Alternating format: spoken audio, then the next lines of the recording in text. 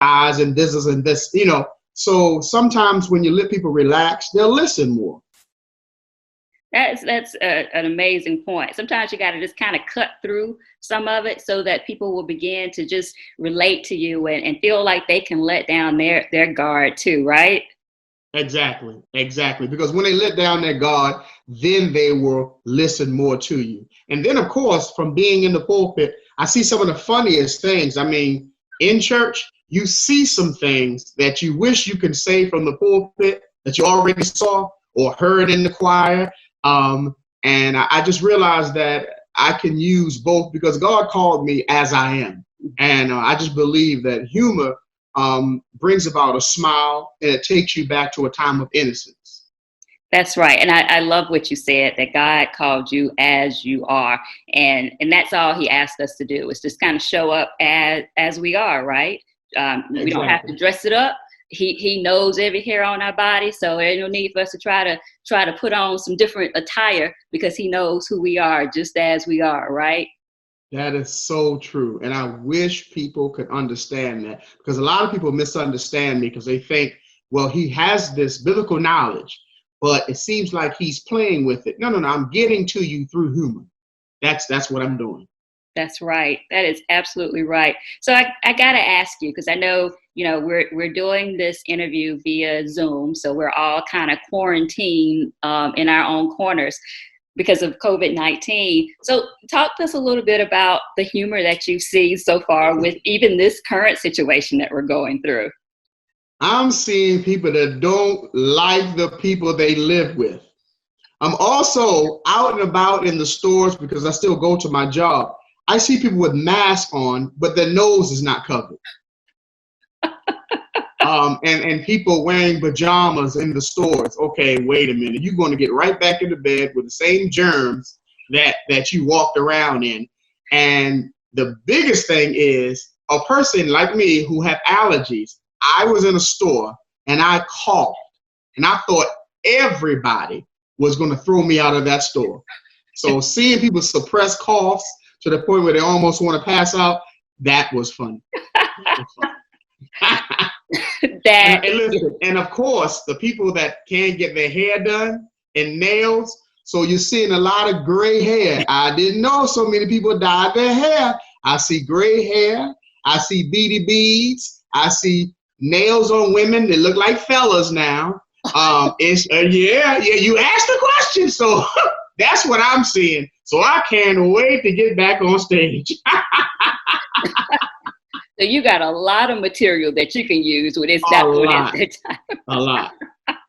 Well, that is hilarious. I'll make sure, because I understand the struggle with the hair and the nail salon. So we all struggling together.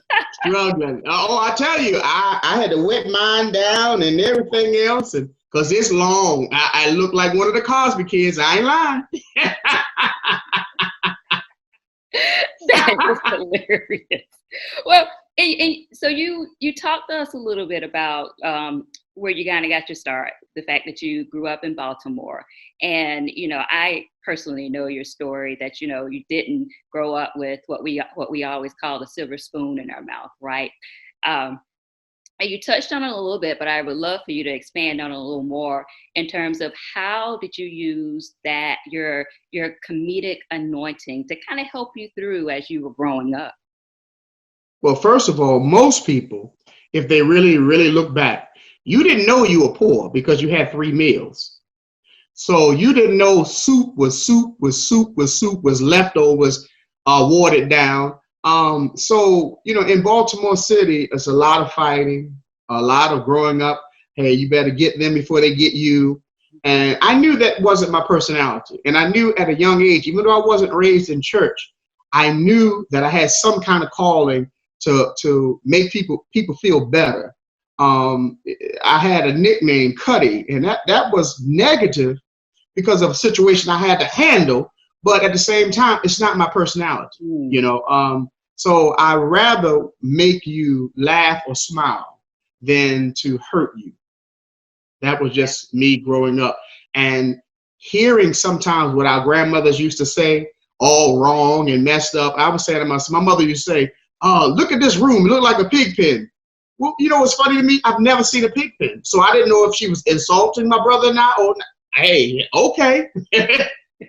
So just growing up, I just felt like I wanted to be a happy individual. And I wanted people around me to be happy because I saw a lot of misery, close friends.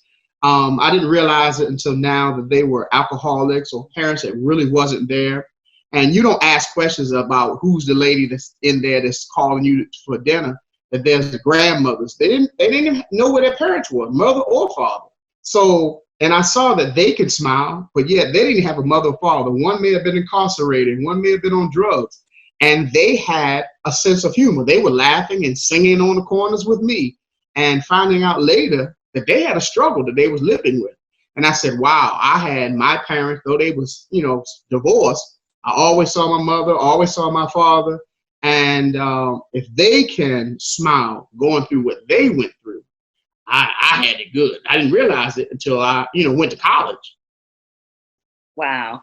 Well, that's amazing because you're right. You said something really interesting. Is in the beginning of it, you said most of us didn't know that we were lacking, right? And I thought about that too. Like we had a lot growing up, and I didn't realize that we didn't have as much as other people until somebody told me, because we were all happy, right? We were able to keep a smile on our face, and so Right. I think some of that, what you talked about in terms of just kind of looking around and just seeing what you have and the love that you have, just kind of helps you make it through. Would that be correct? Right. Well, awesome. And you didn't pay attention to the fact that when your cousins came over, you all stayed in one room in one bed. That was fun, that was perfect. It was like a slumber party. But I'm finding out people have slumber parties where they had cake and did things in a living room, and then they had a dining room. No, we was in one room. Yeah. You are absolutely right. But now, we can't do that. We all have to have our own, you have to have your own room. And, you travel and one has to have a separate room, and you can't do 10 in a room like you used to do when you were Right. But those were some fun times though, right? The best times, just the best memories. Absolutely.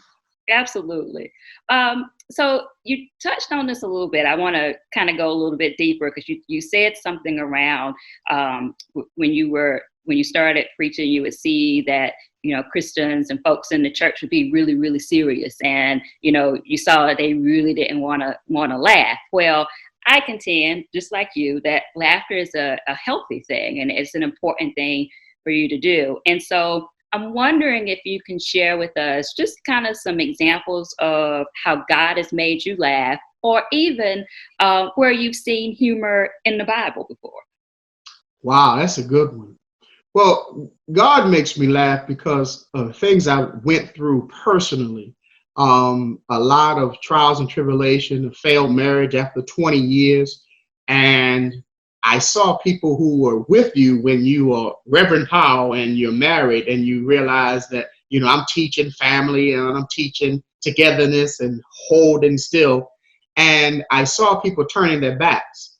And when I did that, you got to understand, those were the same people that used to come to me and talk about their problems when I was going through the same problems. So I found that to be funny. Other things are, when you say biblical, when I think about Jesus in the Garden of Gethsemane, to me, when he said, if it be thy will, take this cup from me, I know that God was already telling him, and he knew, you're going to go through this. And it wasn't that he was really crying out of pain and out of suffering. It was more of, you want to try another way? And I think we do the same thing, and it's hilarious. This is what you're supposed to do.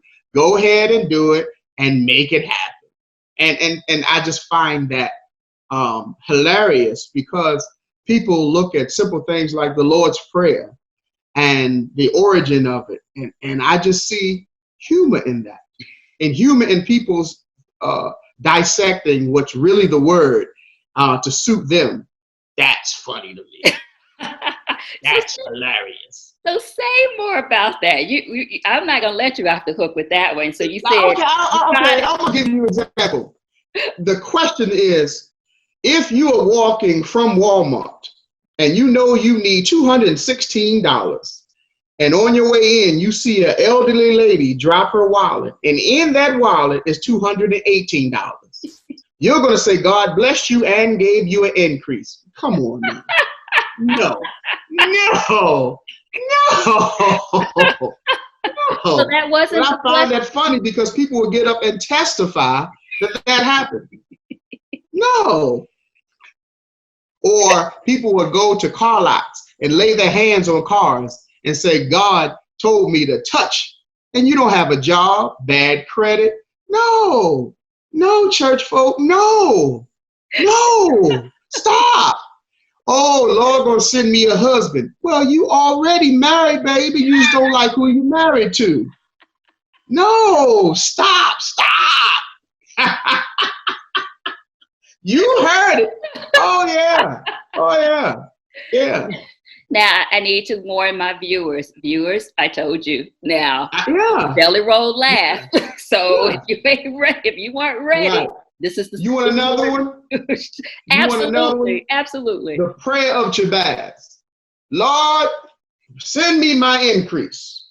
Now you didn't do nothing what you already had, but you want to increase. Be careful. Or a lady who having an issue with her husband, and she said, Lord, move my mountain. And he dies the next day. Now, was that the Lord? That wasn't your mountain, baby. That wasn't your mountain. Well, all right then. Let the church say amen. Amen.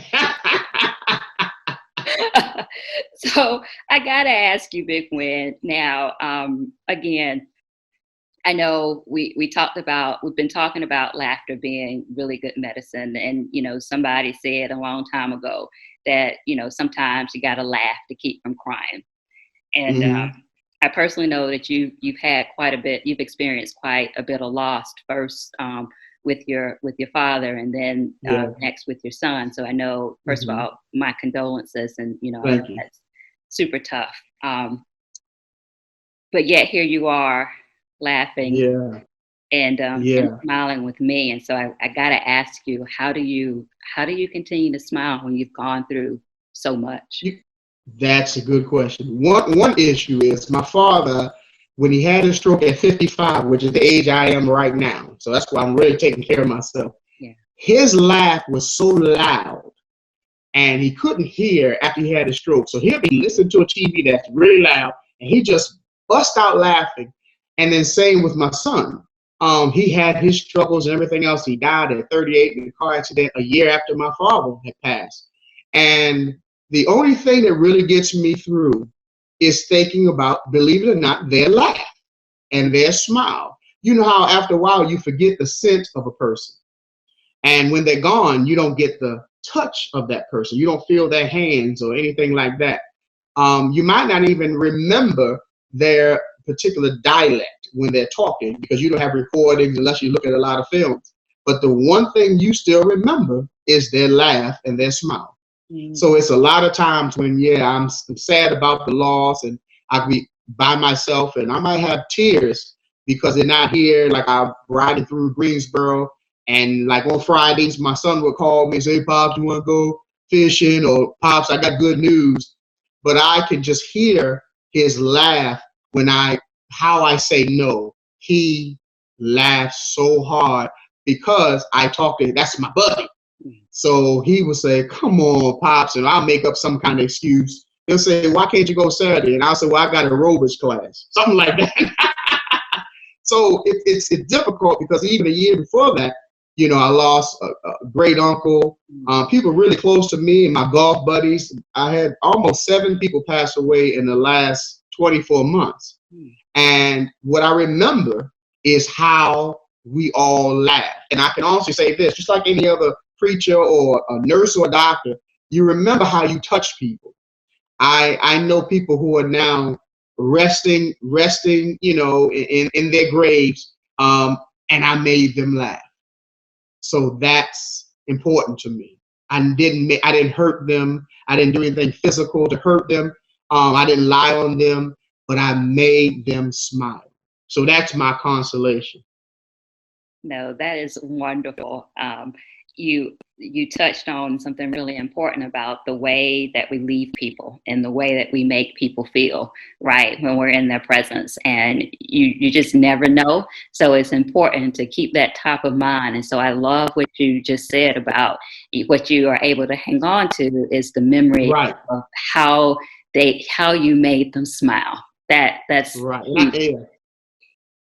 And I love the fact that after my father passed in March, pastor asked me to preach that Father's Day.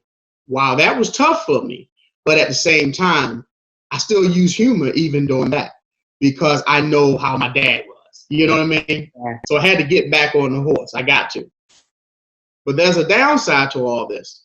Because you are the person that make people laugh and smile, some people think you recharge quicker because they need you to make them laugh.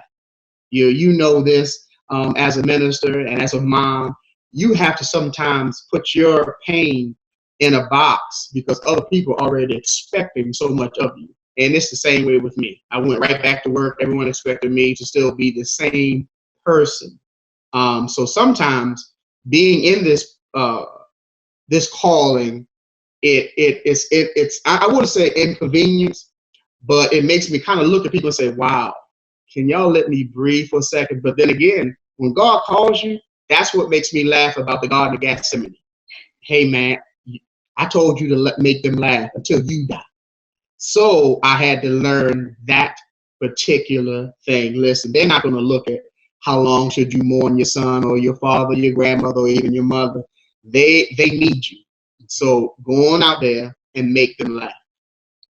Amen. Amen. Right. And you just said something really important. I think people sometimes when they go, yeah, I'm going to answer the call, this ain't for the faint of heart. This is not for the faint of heart. And if you think it's glamorous, no, it's a call, just like anything else. If you work for UPS, you got to go even when it rains and snows. So same with us. If we have a rainy day in our spirit, a snowy day in our spirit, we got to dress up, suit up, and get to the job. That is right. And deliver what we have to deliver. That is absolutely right. And and I think the thing is, it's because of who we do it for, right? It does get hard and you want to stop and recharge. But I think, when we think about the reason why we're doing what we're doing in the first place, it gets just a little bit easy to continue on. So then we're human. We're very human. Like you just said, we have to think about who we are and what we have to do. What about if you're like me and still saying to myself after over 30 years of preaching, wow, why did he call me? And why he used me to make people laugh? So I'm still not understanding why me. Well, I know because you need it. That's why. Because you need it. Yeah. In a moment just as this, it's because you need it. Right, because it's needed. Right. You're exactly right. Well, I know some of our viewers may know that you have come to Greater Works Center, your church, where you are a reverend, and you have given us some outstanding performances. I mean, like I said earlier, I think the first time I saw you perform or saw you minister in that way, I think I left the room so hoarse because I had laughed so hard. I had no more voice left at all. So that's good. I would say mission accomplished. Mission accomplished. So I do have to ask you though. So when you go out and you're doing those performances, what's the impact that you hope to have as you do them and then you close? Well, you know what? I believe in educating and entertaining, so I call it edutain. That's what I do for people, and I want them to come with laughter, of course, but get the message, get where I'm coming from. I'm very transparent, and then sometimes comedians, even performers in theater and singers would always say, "Listen, I just want you to feel better for this hour." let go of your pain for this hour. No, no, no, no. I want you to leave, and that pain, let it be gone. Let it go. And sometimes people still. I preach a sermon about tambourines, and it's a lady. She comes to me all the time when she sees me in the store or something. She said, "I still hear those tambourines," and I know I preached that back in 1998. Wow. So that's the type of impact I thank God I have, because I still have people who were 12 or 13 that are now parents of 12 or 13-year-olds. And they would say, "Remember, I always used to say this? This is the guy that used to say it. That's where I get it from." And I'm like, wow, I touch generations. That's meaningful to me. That's the greatest compliment. People love standing ovations. That ends as soon as they sit down and stop clapping. But when I hear things like that, that's the greatest compliment. And that is true impact, right? Yeah. Yes. And the fact that I do birthday parties for 80-year-olds on down, and there are 12-year-olds laughing while I'm there entertaining 80-year-olds. So I love the fact that I could be in a crowd with young teens and senior citizens, and they all have the same look on their face. And that's what makes me say innocence. Because the first thing that we do as a baby, just to show that we have strong lungs, is we cry. So now to show that you have strong lungs and clear out everything, a hearty laugh, it'll get you right. Amen. It'll get you right.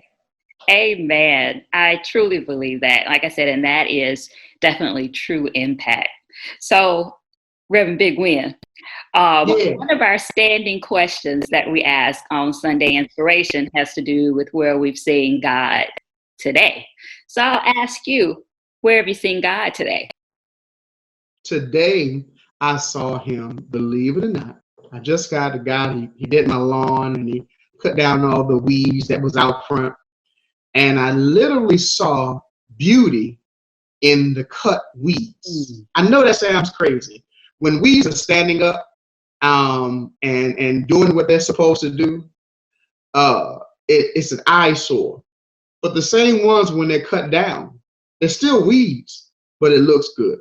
It makes me, it is God's way of telling me, listen, everything can't be beautiful. Some things will stand out. But if you allow me to cut it down, it's going to be there, but I'm going to make it look beautiful.